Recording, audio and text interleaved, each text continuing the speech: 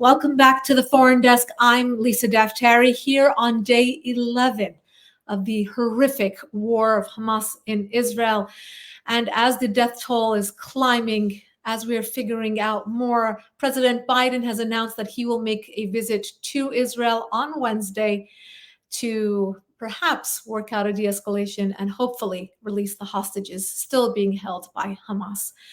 We continue trying to make sense of all of this as news broke just an hour ago about a hospital in Gaza being bombed. Of course, the Palestinians claiming that this was an Israeli missile strike, and Israel claiming that this was a misfire by Hamas. An investigation continues. With me today is a friend, a colleague, somebody who understands this region better than anyone I know, Dr. Zohar Raviv. He's the International Vice President of Educational Strategy for Birthright Israel. You may know Birthright is a program that offers free trips to Israel for college students and beyond, older students as well, and graduate students and professionals into their 20s to understand and make sense of Israel. Dr. Raviv is an internationally acclaimed Jewish thought leader and educator, currently serving as the VP for Birthright, as well as scholar in residence at the I Center for Israel Education, which is in Chicago. His professional experience spans Israel, North America, South America, Europe, South Africa, and Australia. He's a true foreign policy analyst and expert. He holds a BA in Land of Israel Studies from Bar Ilan and an MA in Judaic and Jewish education from Brandeis, and also another master's degree in Near Eastern Studies, as well as a PhD in Jewish thought from the University of Michigan. Dr. Raviv, welcome to the show. Thank you so much for being here with us. Thank you, Lisa. Thank you. I wish I could say it was a pleasure, but it's not. Right. Where are you right now? I mean, what's your perspective? Where are you? I'm talking to you from my house, which is literally outside the outskirts of Tel Aviv. I've been working from here for the last 11 days, doing as much work as possible, both within the Birthright Israel global community and also with public diplomacy, writing a lot, speaking a lot, and trying to contribute as much as I can to this war effort.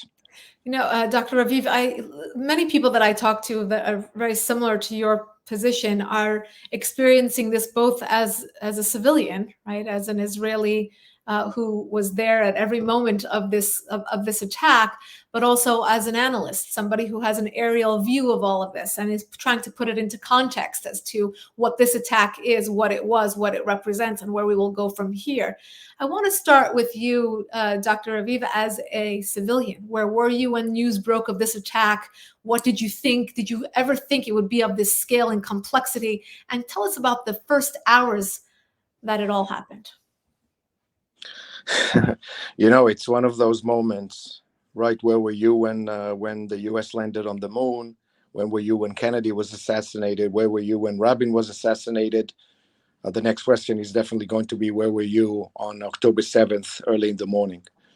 I happen actually to be with a group of very close friends off-roading with our Jeeps in the Upper Galilee. When we woke up, starting getting WhatsApps about a missile attack on Israel, which is obviously troubling. But then footage started seeping through into our phones of things that I remember one of my friends saying, Zohar, this must be fake news. Somebody is playing a trick on us. This is unbelievable. Wow. We started seeing trucks and cars of Hamas terrorists shooting civilians in Sderot, and you see people falling down and people shooting them. And Vered, my Israeli friend, looks at me and says, this is not real, right? This is not real. But sure enough, it became very clear that this is real, and that it became worse and worse with every passing moment.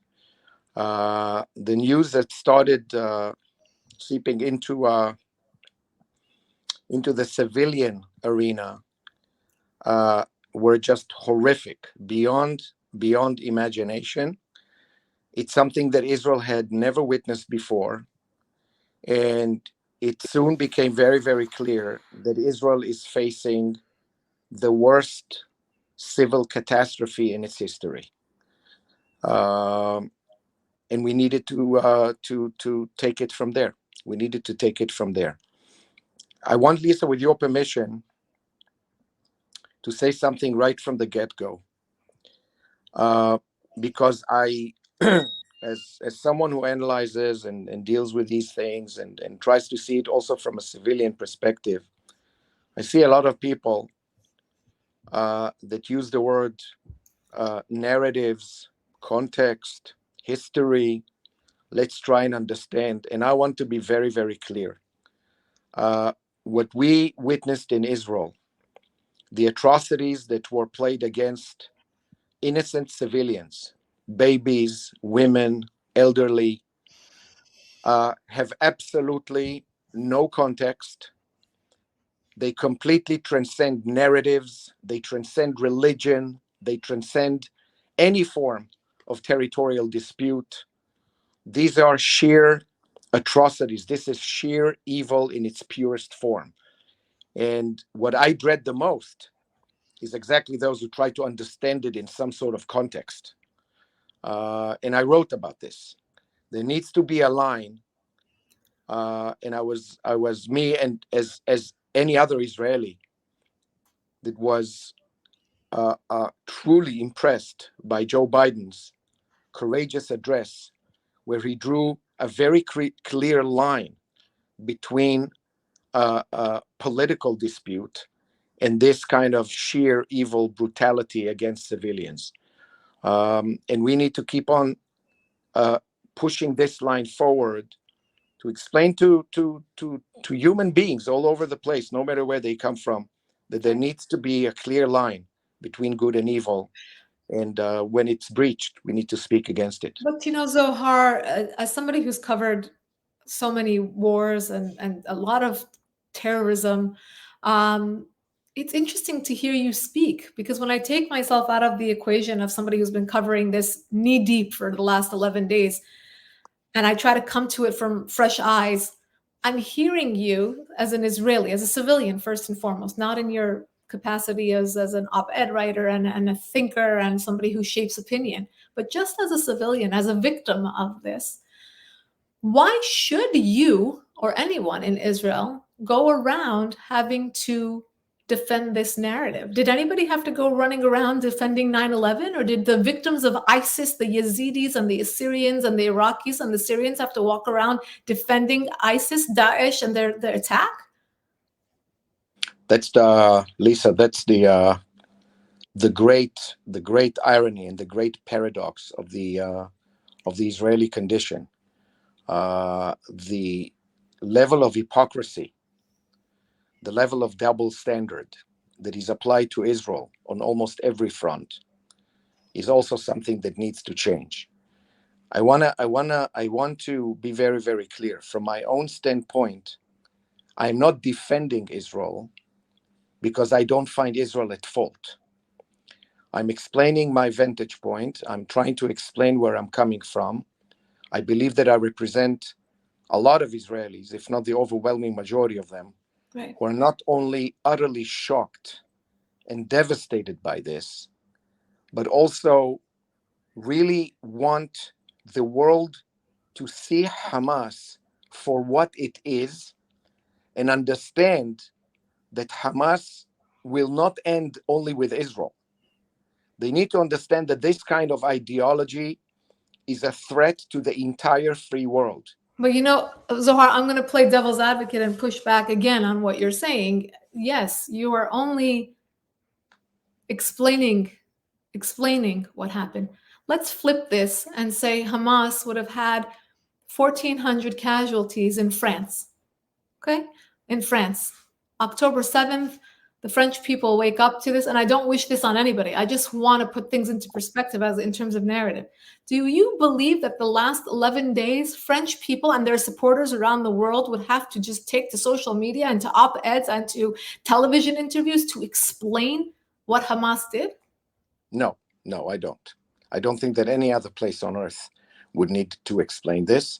And that's exactly the sheer absurdity of it all, where people take such carnage, such despicable, inhumane behavior, and still try to pack it within political, territorial, ideological, or religious narratives.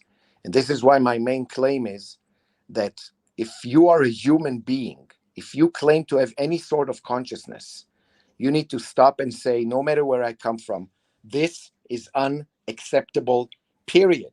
Right. Irrespective of the country, irrespective of the land, irrespective of whatever you want to look at it. This is unacceptable, period. Right. But unfortunately, that's not the case. But I can tell you from a civilian standpoint, and Lisa, you know this, but a lot of people outside don't know this. The Israeli civilian infrastructure, this is not surprising to me, but nonetheless, the Israeli civilian infrastructure has yet again proven itself as an incredible infrastructure to now support, aid, console, and assist the thousands who've been affected by this directly. And we're not only running a war against those barbarians of Hamas, we are really engaged in a war of healing where every Israeli citizen is fully committed to. And that's what I've been doing, and that's all my colleagues on Birthright Israel have been doing on a civilian level, Right. and every other Israeli.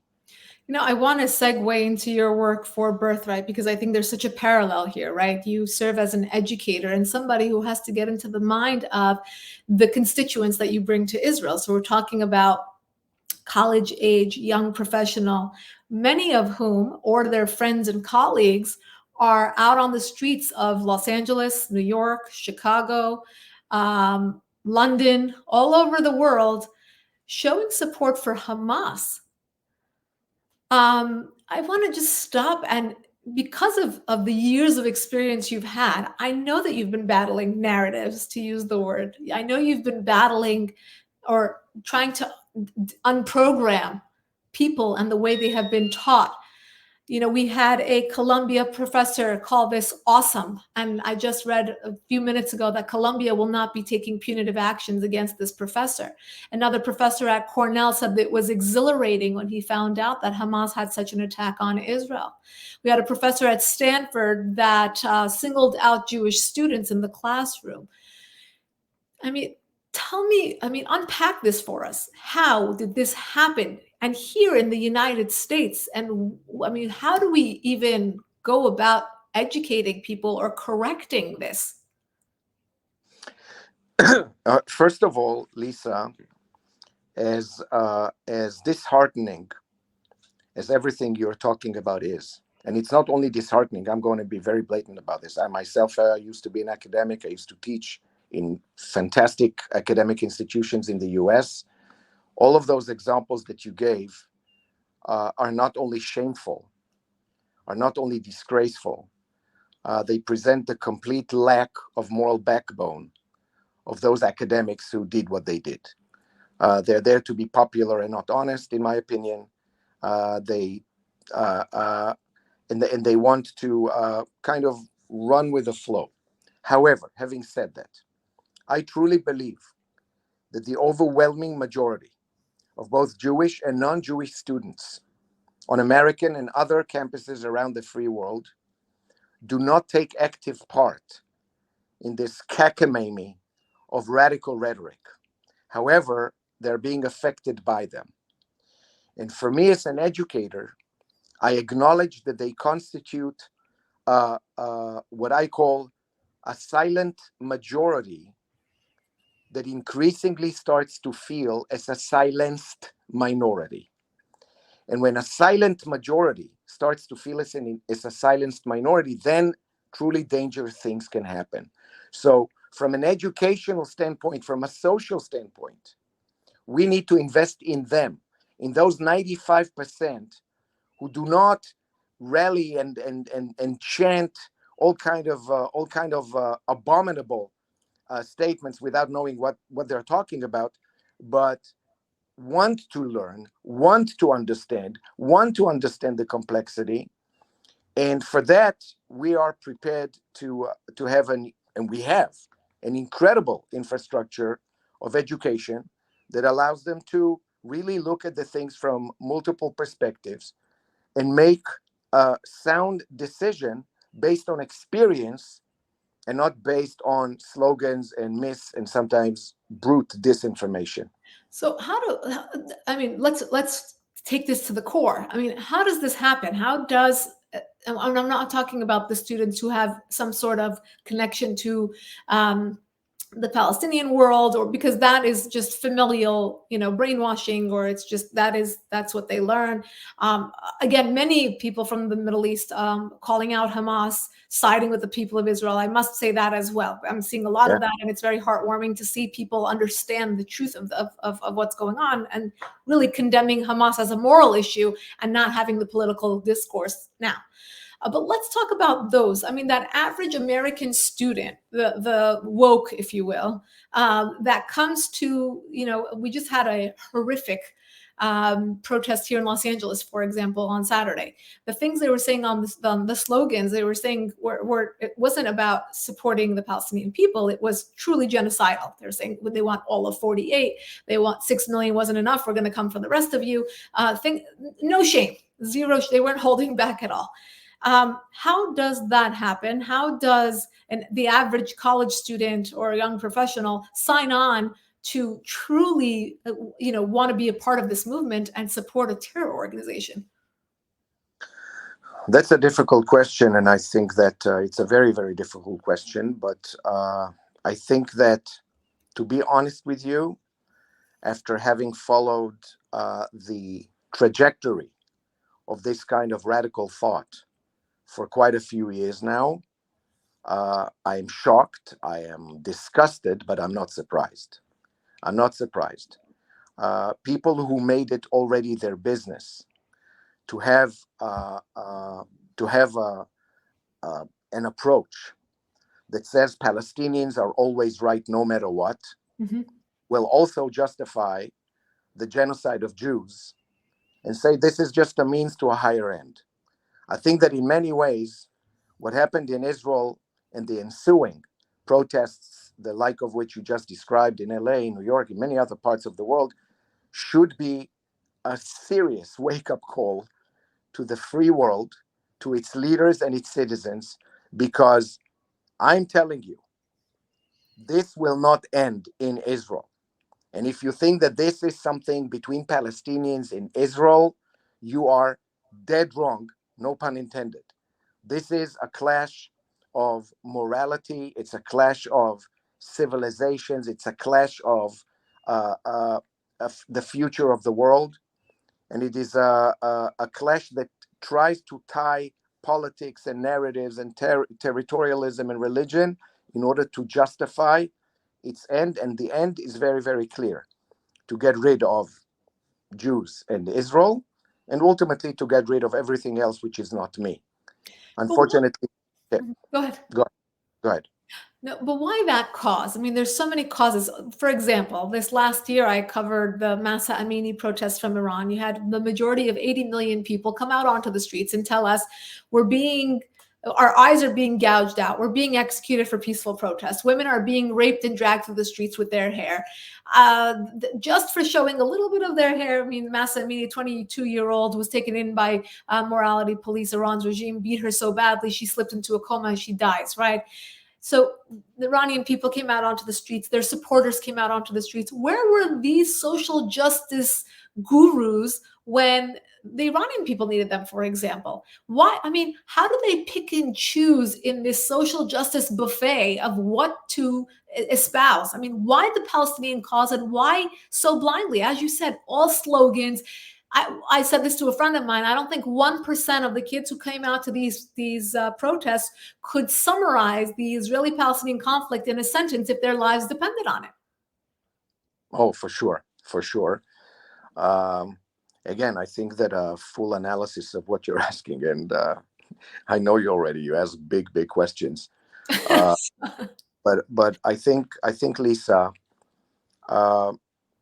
that Israel is in a very unique position in the world. It is a country that aspires to be a Western, democratic, liberal civilization and country in a neighborhood that is very foreign to such values.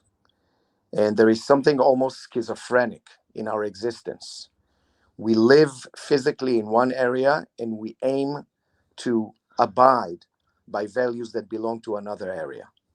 And in that respect, there is always a tension between our physical existence here and our moral existence, which truly nurtures from other philosophies and from our own as a Jewish people. To your immediate question, I think that it has to do with the fact that a lot of people just find it very hard to accept the fact that Israel is powerful, that Israel is strong, that Israel is successful, that Israel is doing very, very well in this regime, in this region. And in addition to that, Israel has always been a relatively simple punching bag for hundreds of years, Jews and the concept of Israel. So I think that certain things that would never fly in the face of other countries go completely under the radar or above the radar without any punity when it comes to Israel. It will be interesting to state, however, in my recent post at the Jerusalem Post, I deliberately picked a photo of Iranian Muslims and Jews protesting against Hamas in Brussels. Yes. And I must that here in Los Angeles too. It's beautiful, right? It's heartwarming because I want to shout out from here to take this advantage and give a shout out to a lot of Muslims and Arabs who acknowledge what's happened here and have the courage to state boldly, even at risk to their own lives, that this is a breach on good and evil. This is not the way of Islam. This is not the way that we should act, and we stand with Israel on this one. I take my head out down to them because they deserve this kind of applaud. And following with that thought, I don't think a lot of people know because they're not focused on this part of the world until Israel begins to retaliate, unfortunately, and then it becomes an issue.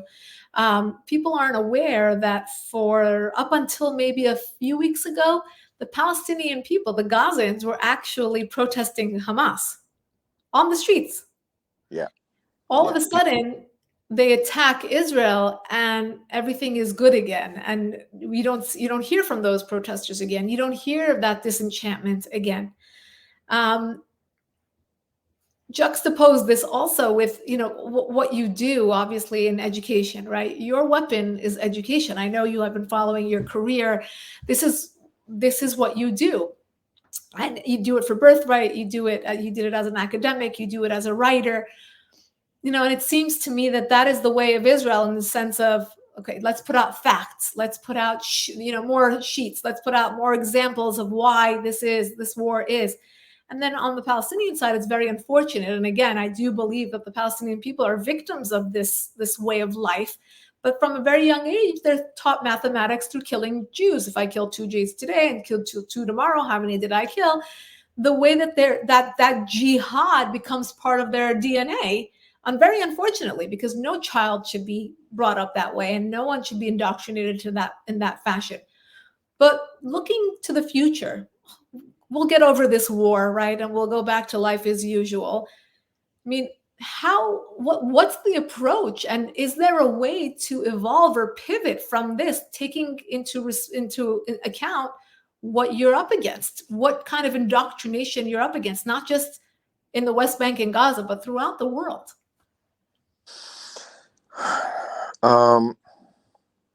Let me start with saying what we try to do with our own Jewish young adults as part of our belief as a Jewish value, we try to make a very clear distinction between the concept of unity and the concept of uniformity. And our statement here is very, very clear. Unity among Jews should be a value and is a value. Uniformity between Jews about any issue has never been a value and should never be a value. In other words, the fact that I have sometimes even strong disagreements with my Jewish brothers and sisters, be it in Israel or outside of Israel, should not affect my sense of unity with them. That's number one. Number two, I want to make a call here to Jews and non-Jews alike that are now obviously aghast at what happened, and most of them at least. I'm not talking about the radical who even now uh, support Gaza and support the Hamas. Right. But I want to make a plea and a call and say, the Jewish people are well trained, I called it, at standing unified when faced with adversarial actions, when faced with persecution, when faced with terrorist attacks at war. We stand together. And anyone who knows Israelis and comes to Israel right now can see how Israel stands together. We stand together when our souls are bruised and our bodies are broken. We also need to know, and that's a call from me and from, I think, a lot of other Israelis, we need to learn to stand together as a people, also when Israel strikes back, and start being squeamish about it, because we have no choice but to strike back. And that takes much more. That takes much more courage. It takes much more resolve. It takes much more moral decency and integrity. Most people, I think, will show it. Others, like the professors you have mentioned earlier, completely forfeited their hold on moral decency, and obviously took the popular route. I didn't want to go there, but because you took it there, I'm gonna follow up with this question regarding unity inside of Israel. I'm hearing, there's many interviews that come out of Israel. Obviously, a lot of professors, a lot of politicians, others. The one interesting thing I find is that for many, here in the United States, the focus is on Hamas, right? Obviously, Hamas is the bad guy. Let's talk about Hamas today, and we'll talk about political issues tomorrow, meaning whether they're domestic political issues inside Israel between the left and the right, whether it's, questioning Bibi and what happened in terms of the intelligence failure. All of that will remain. But I am seeing a lot of condemnation of Bibi early on.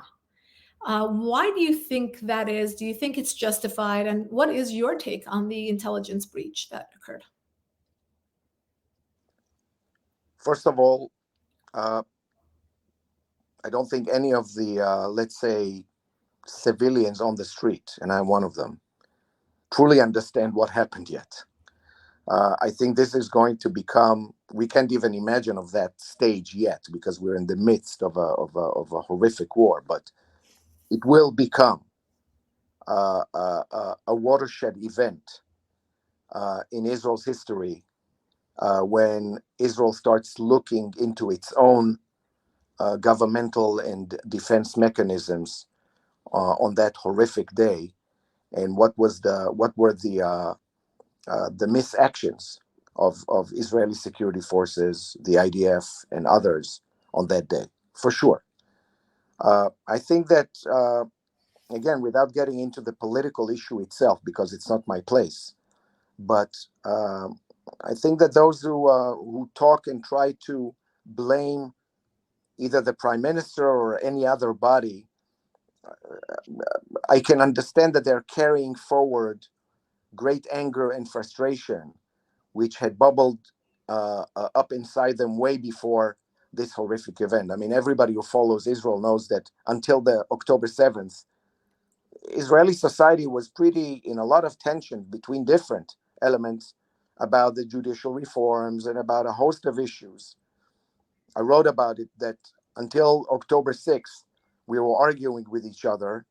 On October 8th, people who were at each other's throats, literally, were standing in the same line to donate blood at Tel HaShomer Hospital.